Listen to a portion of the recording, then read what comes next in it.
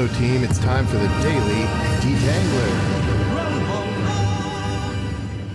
Building pathways and documenting my learning by doing.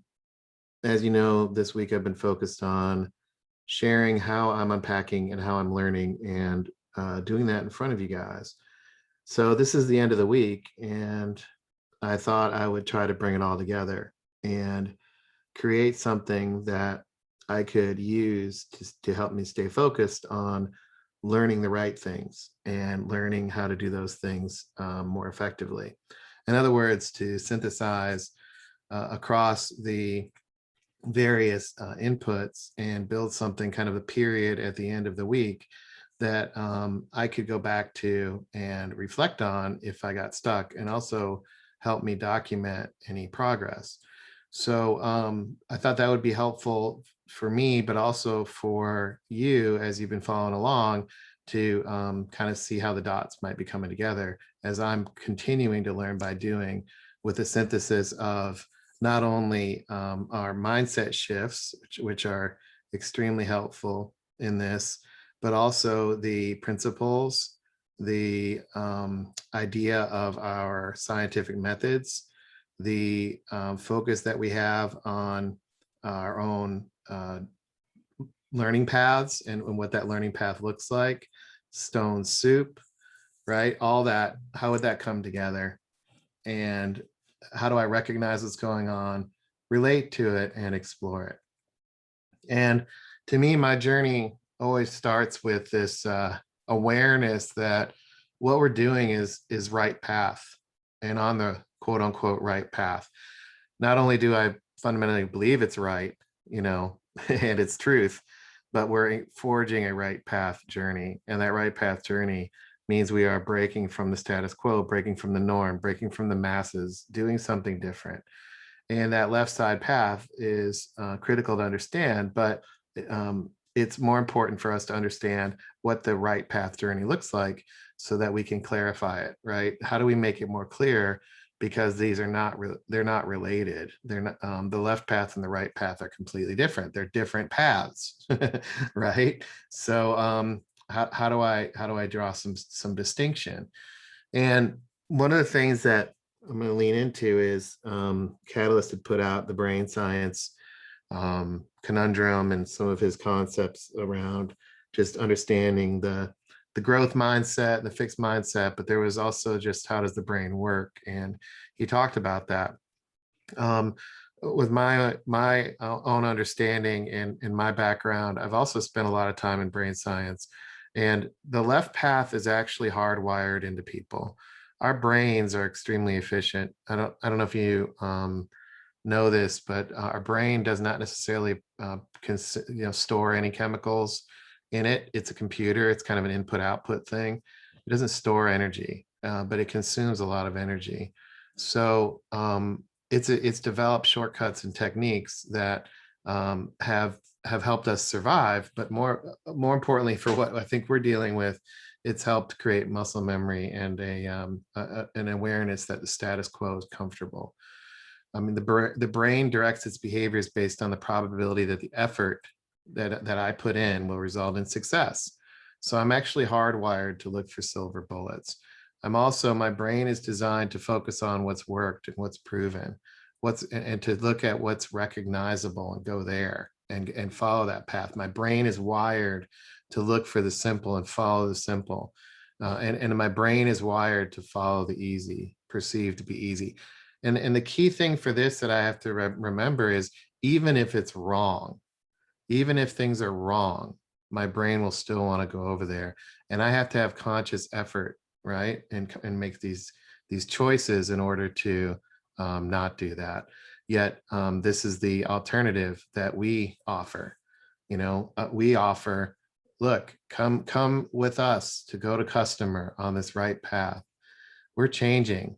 This thing has been, it's fairly, largely unproven. It's got some success, but it's not mainstream.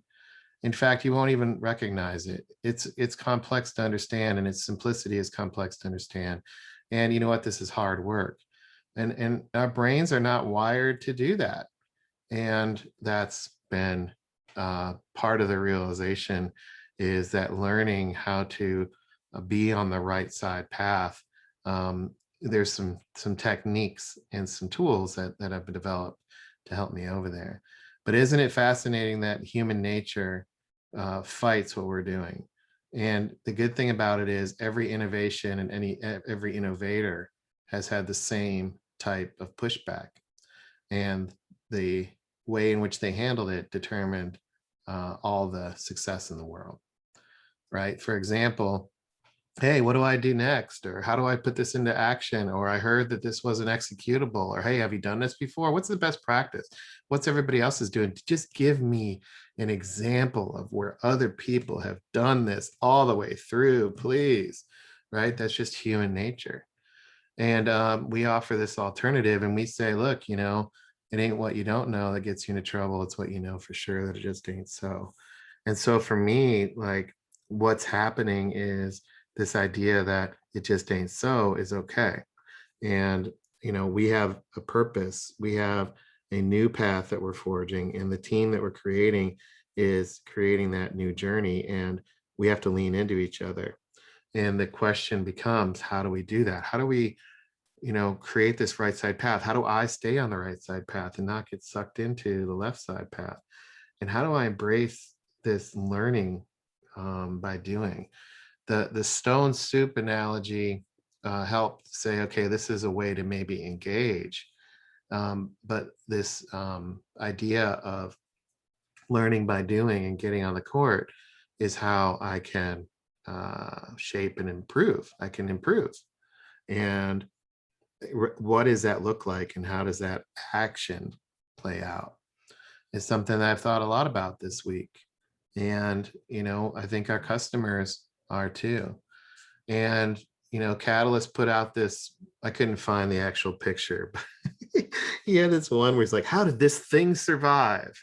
And if you were an alien, and you come down and you look at these different animals, how would you pick this one? Why bet on this one? And I just leaned into that thinking this morning as a way to synthesize learning by doing, because these ancestors, that's what they did. And they not only adapted, they overcame and thrived. And what we talked about in that view is our triune brain, the reptilian brain, the mammalian brain, and the primate brain. And that those three domains of the brain, right, that Catalyst shared, they exist, and I can tap into those, right? So how do I use my whole brain to get fully engaged in what we're doing?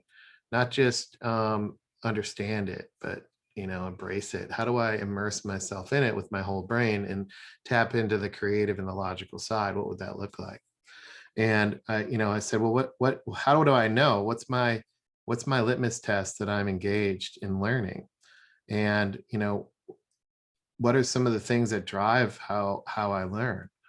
And I learned this week that the inputs I receive really matter, right? Where do these inputs come from? And who are they coming from? And what are they? So those inputs are critical. Also, the choices I make are critical. I'm in 100% of control of the time that I put in, and my choices on how to use my time are critical. And curiosity matters. I think for me, I've always known that, but one of the things that I was tangled up on is why is this possibility process? Why is the sown soup? Why is it fueled by curiosity? And that was really answered for me this week, because curiosity has to do with tuning into the situation and grounding to reality and understanding how to help Catalyst and being energetic to see what's happening and being focused on the now and being curious in the now and exploring that. So, I can choose to relate, I can explore with curiosity, and I can recognize what's happening. And one of the things that I want to recognize, and I wanted to think about this morning, was why do I get tangled? And why am I so passionate about detangling? And the brain itself is a fascinating organ. It's insanely complex. It connects everything to everything. It's totally interconnected. There's all these subregions all throughout it, and there's a lot going on upstairs in everybody. I know I have a lot going on, and I'm fascinated with this idea of changing how people think and bringing people together. And the way in which the brain is organized into the three layers, the mammalian brain, the reptilian brain, and the human brain, that Catalyst talked about. That's a way to look at it. This is from the guy, Paul McLean, and he said, like, there's three different types of the brain. There's these layers, and the first layer is the reptilian brain, where basically all the parts that we've come to know as survival and automatic, like breathing and these involuntary motor functions. That's the stuff that is really critical for us to survive. It's the ancient reptilian brain is the ancient part of us. It's been there forever. It's all this regulatory stuff like body temperature and changes, and even monitoring our serotonin levels and all that. So there's a physiology piece of this, that Dr. Alan Watkins talks about in Being Brilliant Every Day. So that reptilian brain is part of it. And then on top of that is this emotional part of the brain and how we sense things. And this is our mammalian brain. And lizards don't sit around and emote, but mammals do. They move, they migrate, they can show anxiety. Mammals can. They can get angry. So it's like, with the mammalian brain, you bump into other people and they annoy you. That's your mammalian brain. And then on top of all that is the cortex, this human brain, which is part of our executive problem solving and our rational thoughts. And these are the three layers that I've been tuning into this week, is what's happening with my reptilian brain, what's happening with my mammalian brain, and what's happening with my human brain. And can I learn to keep my mammalian emotions in check? Am I aware of how my reptile brain is processing information, because it's largely automatic? And what I've kind of discovered over especially the last 3-4 weeks is that paying attention to what's happening in the brain, my brain, paying attention to how I respond to things, and then paying attention to the logic that I have helps me plug in. And one of the things I discovered in building this detangler was I was curious as to how much of this is automatic. And large part of this brain thing is automatic. I mean, it is. We can seriously go on autopilot. I mean, autopilot is a thing. Have you ever driven down the road and then 10 miles later, you've gone 10 miles and you don't even realize it? I mean, the brain can operate with on autopilot. And I came across this figure in one of the components of this that said that basically 1% of our brain is focused on this idea of discretionary effort. 99% of it's automatic. So we're dealing with 1% of all the inputs that come into us. Of all the millions of inputs that come to us, we can really manage the 1%. And from breathing to hot to cold, a lot of this is factored in when you take in all the regions of the brain. But when we say, look, we're going to use our brain power, and basically we're going to filter out, the brain's going to filter out what the most important stuff is. How do we get into that 1%? And that led me to ask, how do I recognize my reptilian brain is kicking in? How do I relate to my mammalian brain? And how do I explore in that 1%? And when I looked at this, this was going to be kind of the end of the detangler. I said, "Holy crap!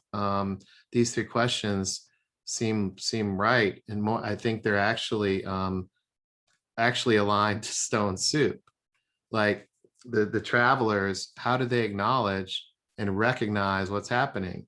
How did they feel, and how did they relate to the town? And then how did they explore a path forward? And in other words, how did they learn? And that learning kicked in with the reptilian, the mammalian, the primate brain. And if you look at what this it looks like from my perspective, is their answer, their idea to create what's possible, and unlock all that value, was because they were able to keep the other things in check and actually direct their reptilian and mammalian brain. They were able to slow down, to go fast. They were able to observe and actually figure out what to do. And that means a lot of this idea of what's possible, even though our brain can go on autopilot. For me, I discovered in doing this is a critical aha moment for me, is there's a choice in all this. I can choose what I recognize, I can choose what I relate to, and I can choose to explore or not. It's a choice. And that's the big aha from my learning by doing today, is the choice that I make is critical. I can choose to engage in the stone soup exercise. I can choose to understand how to create something from nothing. I can also choose to learn or not.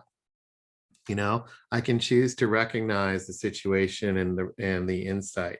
I can choose to relate to what's happening and try to visualize it into some sea slides. And I can choose to explore what this looks like in relation to everything else. And I can choose to prove it out with the team or not. These are all choices I can make in order to learn. So I was going to end the detangler there. That was going to be a second ending, and I said, "Well, that to me is an incomplete detangler, because I basically just tangled myself by detangling myself, and that's a hanging ending. So I got to see this through. Let me figure out, see if I can learn what I mean by recognizing, relating, and exploring, right? Because in the learning journey of this idea, if I have come to this realization that I have a choice in what I recognize, I can choose to recognize these things. But what is the quote unquote right thing? Like, what is it? I mean, my bias is to recognize everything, and I'm probably recognizing hardly anything, but it feels like everything. So am I tuned in to the right things to recognize? What does that look like? And I can, choose to recognize what catalyst is involved in, or activator. And so what does that look like? And I can lean back into this idea of the brain, because the brain is what makes us unique. And my brain is special. I have a special brain, and so do you. Right? So let me lean into my brain power. And if 1% of what I focus on is discretionary and I'm going to use it, what if I'm going to need to drive change and learning in myself? How do I recognize if I fight, flight, or freeze? And then what do I do about it? My reptilian brain is going to keep me safe, but my mammalian brain is emotional. So how do I inject the positive emotion to overcome my reptilian brain? This is why, my talk track is important, and what I stinking thinking, and overcoming that. If I'm pressed for money and finances and trying to feed my family, my reptilian brain will kick in, because my fighter's flight. So how do I keep that from happening? What's my plan? And I can build that plan. But the interesting thing about the mammalian piece of this is, to me, any change in the expected is a signal. If you remember back to the catalyst, how does this thing survive? That he's talking about, this Homo sapien, like most of the inputs we receive, we perceive as threats. So how do our clients perceive our inputs? Not they're probably receiving them, even though they logically understand them, the inputs we receive could actually be threatening. And our brain is hardwired that essentially anything different is cause for concern. I mean, our brain is literally wired that way. And we are so different that it's so easy to dismiss us. There's a kids show called The Crudes, and it's about these Neanderthals. And the dad is super overprotective. So anything different, he makes them all run into a cave. And that picture of, oh, this is different, let's run into the cave, that's exactly what we're up against to me. And the brain gives it the priority admission to these changes with a bias that it's a negative pattern. So this attention switch, what is this attention switch and what's the choice I'm going to make? And how do I manage it? Because we're asking people to change and learn. We're asking people to do the unproven. We're asking them to do the unrecognizable, the complex, and the hard. Am I asking myself, and do I understand what choices I make so I can keep that in check and to get out of the cave? Like, what is that? How does that work? And this was proven in the Being Brilliant Every Day video, where Dr. Alan Watkins talked about the physiology, the inputs and our emotions, and how these things are automatic, and we're always having energy and motion, and do we recognize it? And that's our reptilian brain kicking into our mammalian brain, and we want to attack these things with our primate brain, but that's not easy. So I have to recognize that myself and my emotion and my physiology is critical. So am I setting up my environment? Am I going through my routine? Am I doing the Headspace app? Am I keeping my emotions in check? Am I engaging with others to tackle any negative energy? Right. And this is the interesting part about the brain, is there's this switch. There's a switch here that's in the brain, and it modulates. It modulates with our neurotransmitters like serotonin and dopamine, and it switches between the reptilian and the mammalian brain. And it switches between the primate and the reptilian brain, and it's binary. And this little switch, it's called the amygdala. And this amygdala is buried in your brain. It's this little tiny thing. This little tiny thing determines whether or not it to handle an input with the logical part, the primate brain, or the mammalian part and reptilian part, and run. And this switch is critical. And to me, what this week has taught me is that reptilian brain, and acknowledging this is, what is happening with my amygdala? Did I hijack it and point it in the right direction? Or did I let it kick into the reptilian side and get defensive or fight it or run or whatever, or not engage, or these other things? That, am I in tune with it enough that it's almost an automatic response? How do I change it, the amygdala, to point to my logical brain and kick in my cerebral cortex, where my thoughts can overrule? And this seems to be a critical learning question, is, what are we doing to hijack the amygdala of our clients?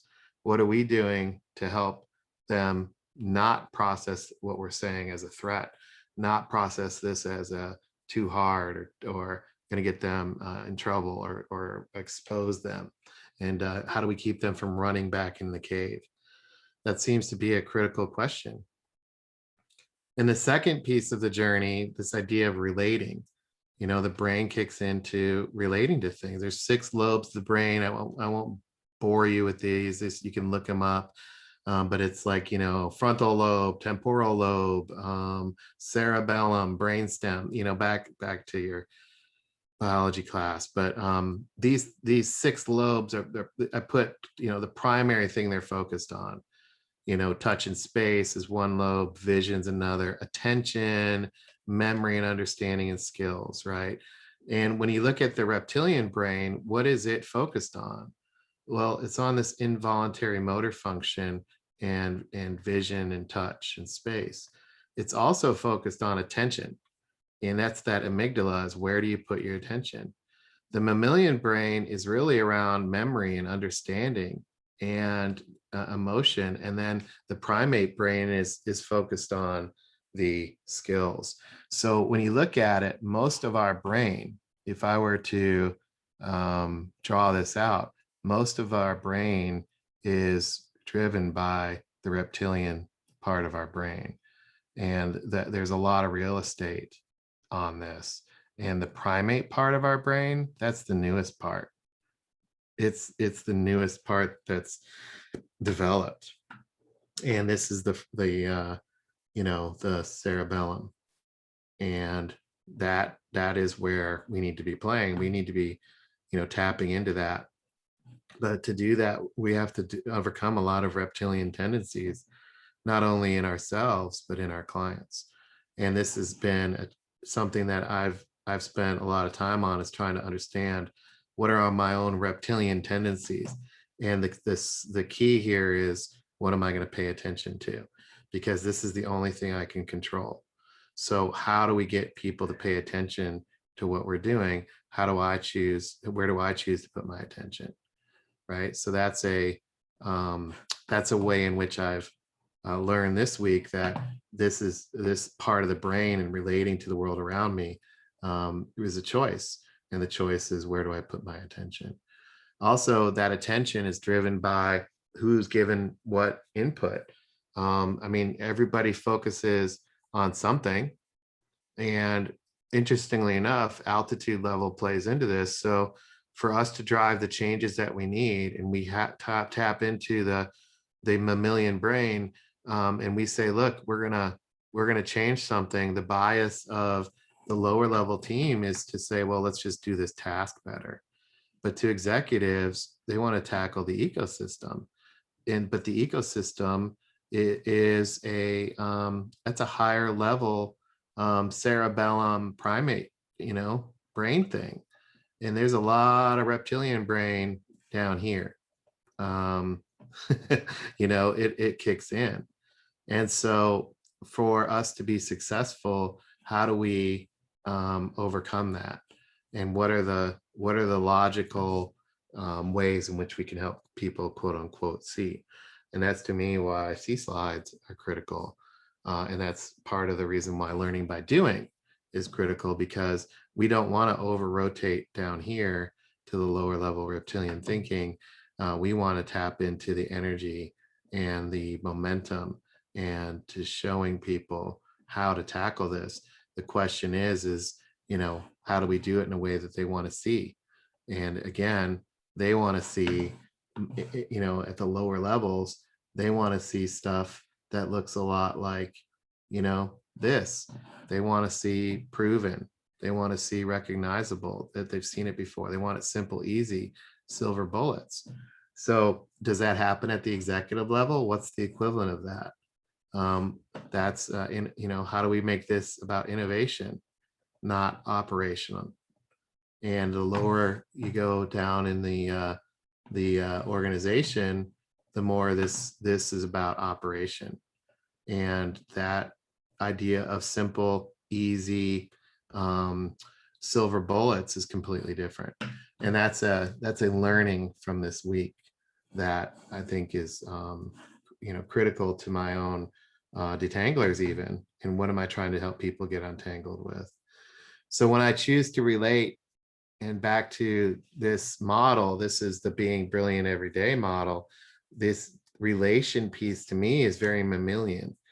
How am I helping people think, and how am I helping them people feel? What are they feeling? How do I relate to them?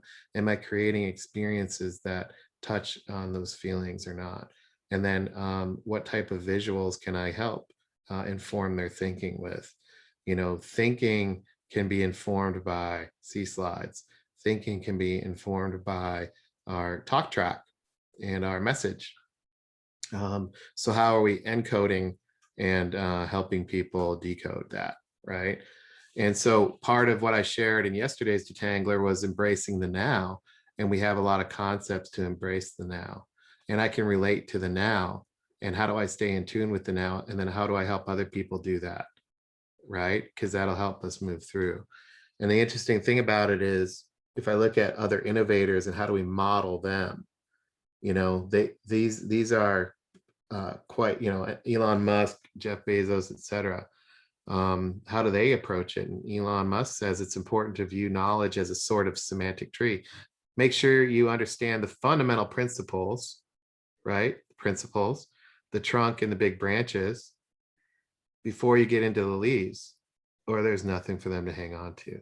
And this is exactly what we're doing. So how do we help people see and feel and think about the principles? And we're tackling this ecosystem.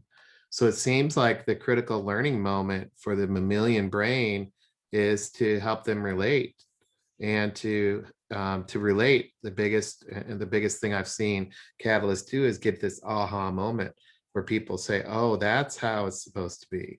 I see that now. So did we get that see aha moment from them?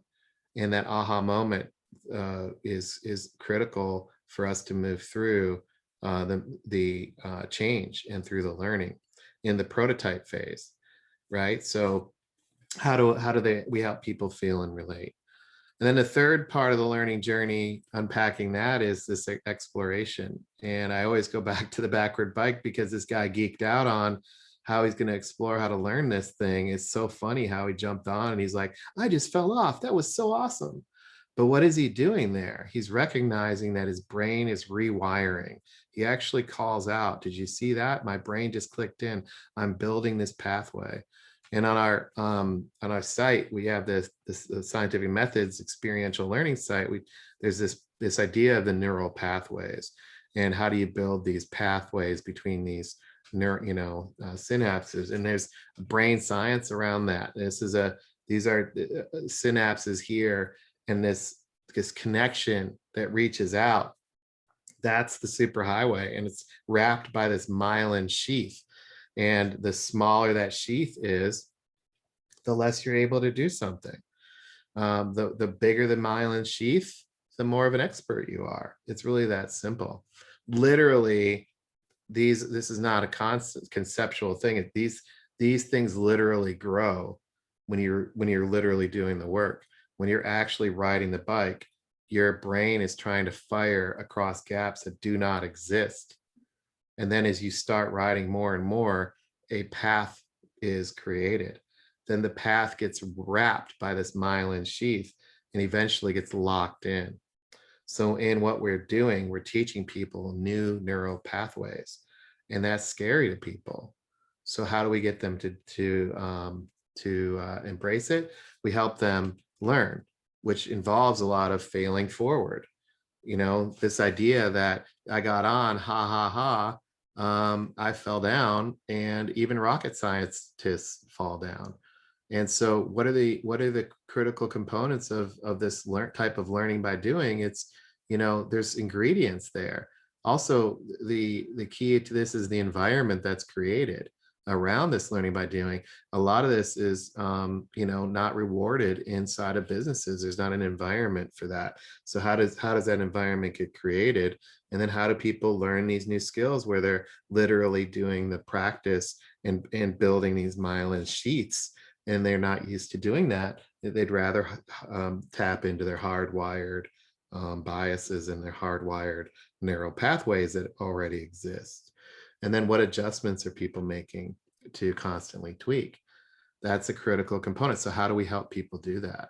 And that to me is, part of the learning path is, are we helping people on the journey? Are we helping them with their wins? If somebody takes a stab at a little tiny thing and creates a new neural pathway, are we celebrating that? Are we calling it out as a positive thing?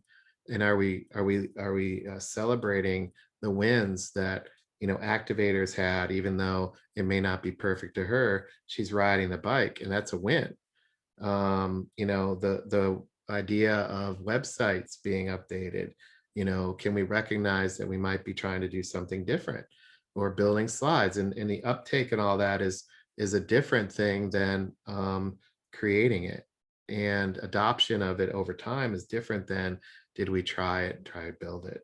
So it seems like a critical learning question to me is, am I recognizing the small wins, and am I celebrating the progress I'm making, even if somebody else doesn't, right? So these are great examples of that. And when I'm explaining this, it's about tapping into the primate brain and feeding that with the positive side of change. So all of this comes together in experience. Am I able to acknowledge what's really happening? How am I feeling and relating? And how do I choose to explore? And in the stone soup analogy, there's a lot of learning that's happening, but it's not learning through textbook. It's not learning by consuming. It's learning by doing. And learning by doing is the path of innovation. It's a completely different game. And this path of learning by doing, this journey in the prototype phase, is something that I've been trying to figure out as what is so different about this game. You know, I shared with Activator that if I'm an operator and I'm on an operational side of things, to me, innovation is really just an improvement. If I'm hardwired to operate things, my definition of innovate was, hey, I move the needle, I improve things. But we're talking about transformation. We're talking about innovation to transform. We're talking about a whole new go to customer system. We're talking about changing the entire commercial engine based on what we're doing. That is transformation. You can't operate your way there, you know? So I wanted to lay down a path that says, what is the learning journey? How do I learn to innovate? That game is different. It's 100% different.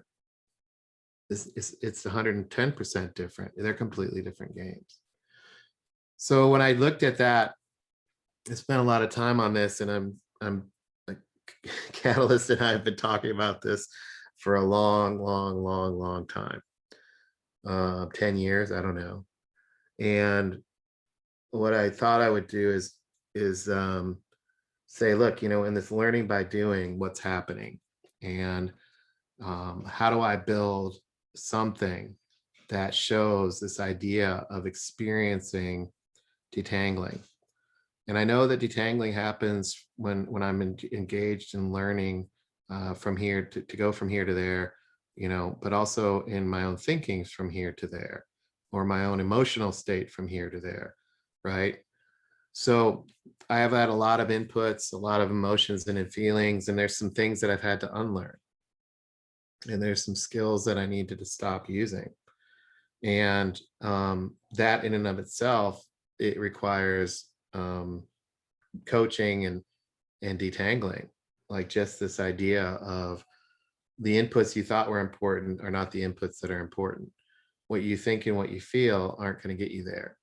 The things that you're acting out on aren't helpful. And there's some things you need to stop doing. That's a part of the challenge. And the outcome there is, how do I unplug from my old way? And this is a key aspect of me trying to detangle, is how do I unplug from the wrong, kind of the miswiring of the Industrial Revolution? How do I unplug from what the world tells me is the best thing to be doing, and take off my business suit? How do I unplug from the business suit? Because the inputs, emotions, feelings, and behaviors of business suit aren't going to get me there. And then how do I learn along the way in order to actually be successful and use my whole brain, recognizing that I have reptilian and mammalian and primate brain? What am I doing to keep these things in check? And how am I managing my physiology, my emotion, my feeling? How do I lean into the thinking that we have? The frameworks and tools that help me do things. How do I lean into those? And then how do I create new inputs and new emotions and feelings and new behaviors and new skills, and allowing me to go this way, to this new path, this right side journey? And there's a from what to what here. And on the right hand side, these new inputs that I focus in on, the new journey of learning, the skills of learning how to innovate, the skills of learning how to communicate. There's a way in which our environment's set up to do that. to unleash. And I'm always learning because it's about evolving or dying. I've never stopped learning, but did I recognize that I never stopped learning? Am I treating every discretionary effort as a way to learn or as a way to do, right? And this is fueled by the environment that we have. So this is something that I'm emerging to after a long discussion. The understanding that our brain and how the brain is wired, we have to be intentional about applying it in the new way. And the way in which our team is set up helps us do that. So that's been really good, and helps me figure out more about detangling myself so that I can enter this hero's journey, right? Because we're on a journey, this call to action and crossing the threshold moments of driving change, and change happens continuously, and so does learning. And how do we do that? How do we equip each other? How do we lift each other up? How do we act and engage with curiosity and learn from each other? And our brain can be tuned into that. And I think there's a way to tune our brain into the new way. We just have to be aware of it. As Dustin says in the Backward Bike, knowledge does not equal understanding. Did I know that I have to tune my brain into different things? Yes. Did I understand what that meant? No, not until Stone Soup and learning by doing. So to me, it's all about the experience, and it's all of these coming together, these principles, and I'm trying to lead with me. I'm trying to have courage about what I'm experiencing and trusting the process and connecting the dots. But really, it's driven by experience. If we don't have the experiences of our team, and we don't have the inputs from Catalyst about the situations we're engaged in, I wouldn't be as aware of what's changing around me. So that's been today's detangler. Sorry it's been late. Sorry it went long. It's a lot to unpack. I was going to stop 2 or 3 times, so maybe this counts as 3 detanglers. I don't know. Appreciate it, and you have a good weekend. We'll talk to you later.